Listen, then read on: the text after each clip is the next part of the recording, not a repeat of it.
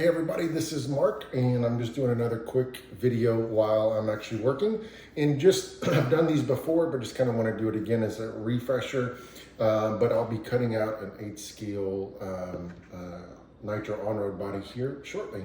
So a couple things on the Nitro is what I've learned is you obviously want to make sure, I do this in 12 scales too. These fins are just so hard to get liquid mask up here.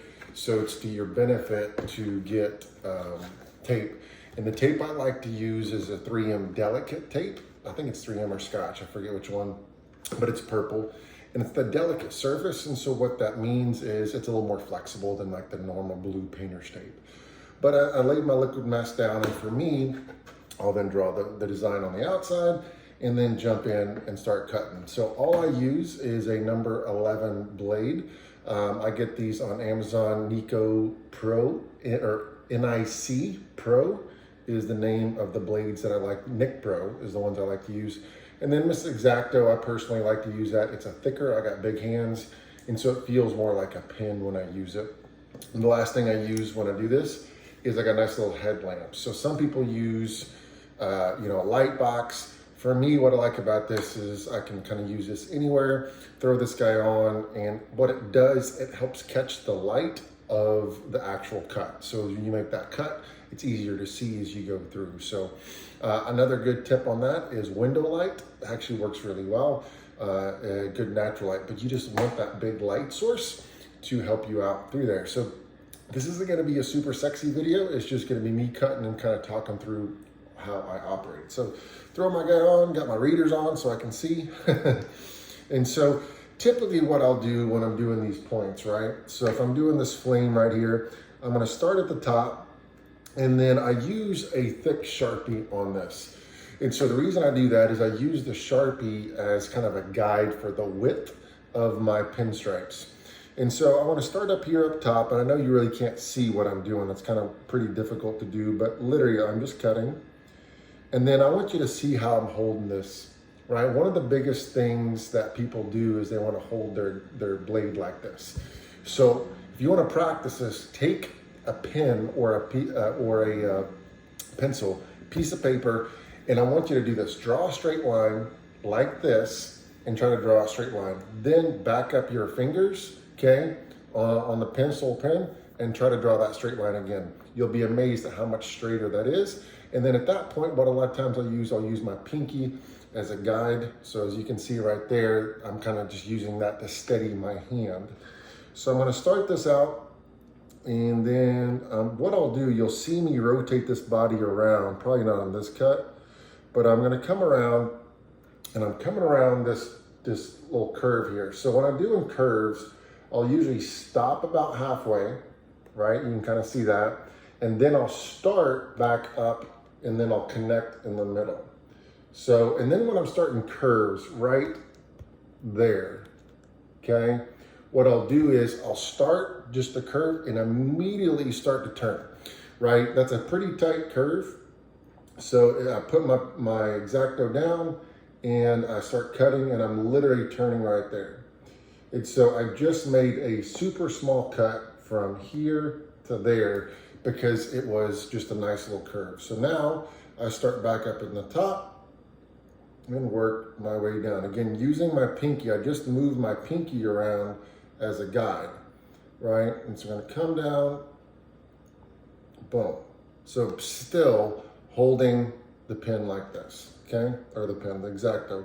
Now, how I prefer to do points like this, okay, is what I will do is I made this one cut right here, right? So I need to come this other end. So I'm actually gonna put my X-Acto, I don't put it on the point, I put it a millimeter right above where that point, where I just started.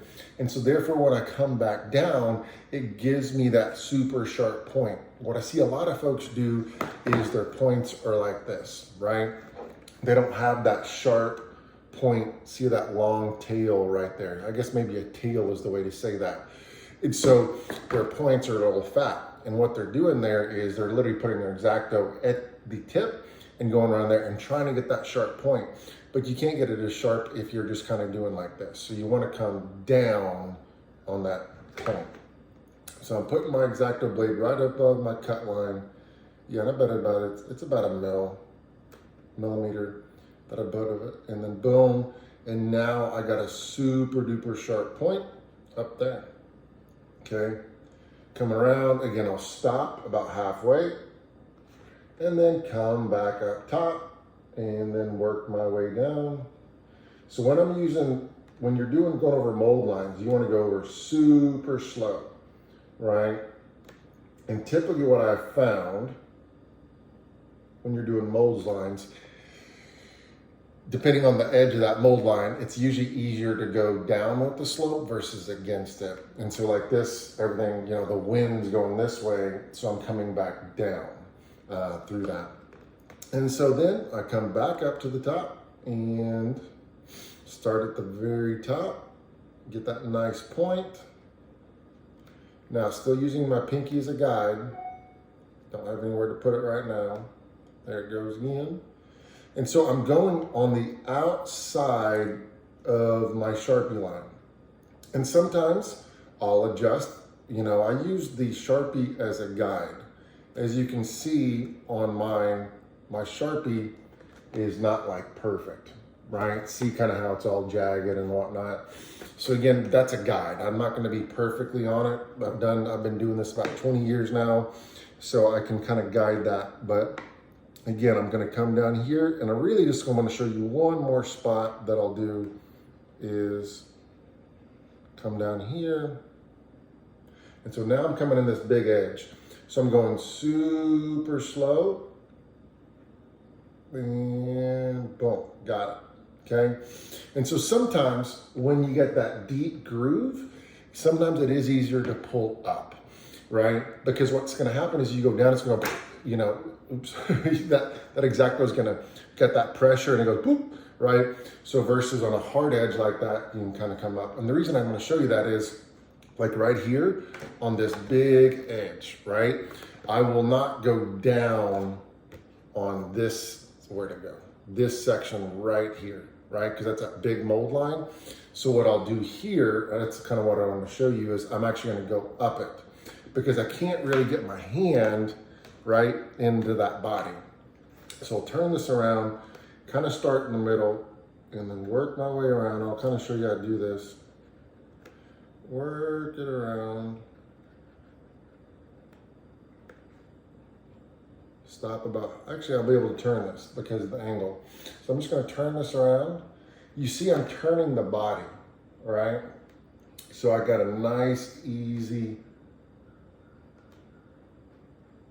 way to cut it. So I'm just gonna come back around on this drip.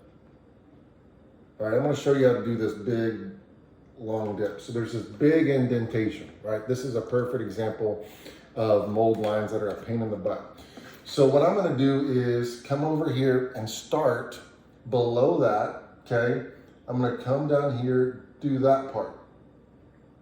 So all I did there was here to there, okay? Now I'm gonna flip it over, and now I'm gonna go up the ridge, right? Because again, if I try to go down, that X-Acto might hit. So I'm gonna go up, find my X-Acto, and this is why the light of some sort helps. So you're gonna put that on there. I'm on the actual edge. I'm gonna come up. And I probably could go down, but I'm afraid it's gonna skip. So again, might as well, it takes all of 2 seconds to flip my body around, come back around. All right. And then now, use my light on my head to come around. Now I'm coming up and connect it, and boom. Now I got a perfect drip when I got this huge guy right there. And then the last thing I'll cover real quick is pinstripes when you're doing that. So that's one cut. Typically a lot of people are like, the one cut's no problem. It's the pinstripe that's kind of a pain in the butt. And so I want to talk you through a couple of things. So what I see a lot of folks is they don't have long tails on points. Meaning, so if this is a point, it goes, look, I want to see how long that point is. Same thing up here. It's super skinny and then starts fading down. Over here, look how long this tail is. So that's the problem I see a lot of folks do, is, let's see if you can see that, is that they don't have that long tail, and you want to pull that back. So you want to make it look fast going slow, right? That's really what you want to do. And so you pull that back. But when you're doing these pinstripes, when you're doing these tips, right, this will actually be easier to show, is you don't want to take the pinstripe line all the way back here. So I'm probably going to stop this point, right, where the pinstripe will start there. So now I got that super long tail of a pinstripe. And the inside part is not going all the way back here. That's one of the biggest things I see people make mistakes, or at least they can make their pinstripes or points look a little better. So I'll just show you this guy right here, what I'm talking about. So I'm gonna put, when you're doing stuff like this, because this is a flimsier body, I'll throw my hand up here to give me a brace. Again, still using my pinky as a guide, and then come around, go on the outside of that line, come back down, and we'll stop about halfway in the middle. So again, this is a bigger, I'm gonna back up my X-Acto a little bit further because this is a super long tail, so I wanna be super skinny coming off there. So I'm gonna back it up even further than I would up there, and therefore I come back down, and now I got a super sharp point. Again, I got a little on the inside of that black line, which is no big deal. I just slowly guide that back around. This is a hand cut. You're gonna make mistakes. It doesn't have to be perfect, right? All right, so now I got this cut. Now I'm probably, see where that line is? Actually, let me take this off. This line is not, that line is not intentional. I was just scribbling, but that is probably where I'm gonna stop, that point. This keeps hitting this point. So I'm gonna start right there, and yep, that's where I'm gonna go. Come back down. Now again, I'm on the inside of my black line, right? And I'm not on the exact line, but it's pretty close to it. You can kind of see that. Oh yeah, you can see the two cut lines. So you can kind of see I'm on the outside and the outside of that. Oh, this is a good lighting. All right, so I'm gonna come back over here, pull this back down. See, I just adjusted that. So I put my X-Acto in the wrong spot, so I moved it further back to get that nice sharp point. This is where I went on the inside a little bit, so I'm making sure I adjust. And I'm following, moving my hand as a guide. Because what's gonna happen is this Lexan's gonna push out, and I'm not gonna be able to get that cut that I want. So I'm gonna move it back down, come back over. And the other thing that a lot of folks do, I wanna show you this quick trick if you've hung on this video long enough. Here's where this point stops. I'm gonna pull this guide, this tip on this point further out. It's not gonna be perfect thickness compared to the others. It just gives, when you do that, a nice extra touch. You can kind of see where that is there. So I don't want to do the whole body. Again, I just wanted to show you that guy. Hopefully that gives you some tips and tricks if you've not been doing that. So hopefully it's helped. Thanks for watching.